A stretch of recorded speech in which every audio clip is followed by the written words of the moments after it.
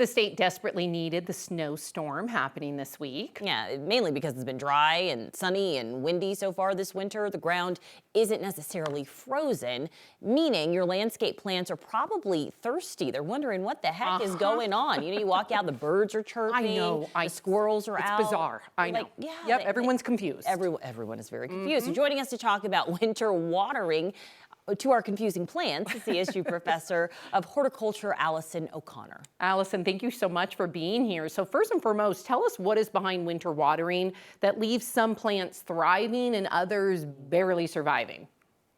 That's a great question, and I will admit I'm as confused as you are with this winter. So the reason why we recommend winter watering, even when we have a typically normal winter where we have some moisture, is because we do have these really dry conditions. And plants are going to do better when there's moisture in the ground. So when they do start to sprout, when they start to bud out, that there's moisture available to support them to reduce stress. We haven't had a lot of snow.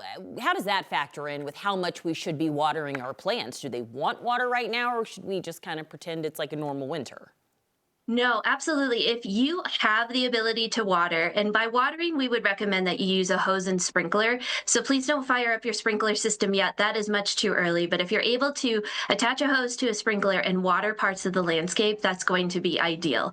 It's hard to say how much to water, but my recommendation is some water is better than no water. We just haven't had consistent moisture. Things are dry. Things are starting to bloom and bud out, and any moisture you provide is going to be beneficial.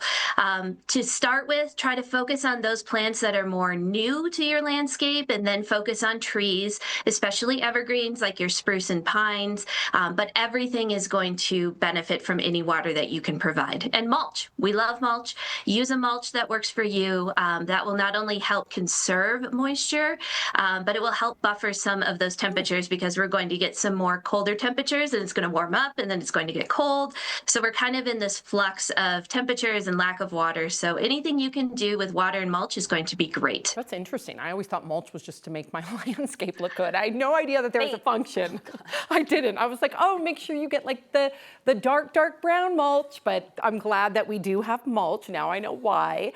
What about like droughts in general? How do they affect our plants during the winter?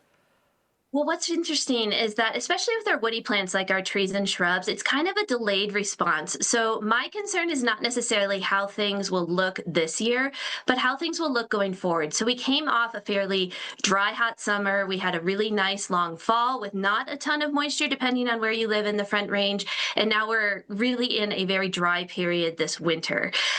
So going forward, we're going to likely see stress on our plants.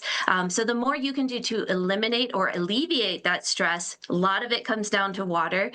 The more healthy your plants are going to be able to kind of combat some of those factors. It's like when people get tired, when they get run down, they're more susceptible to get colds or illness.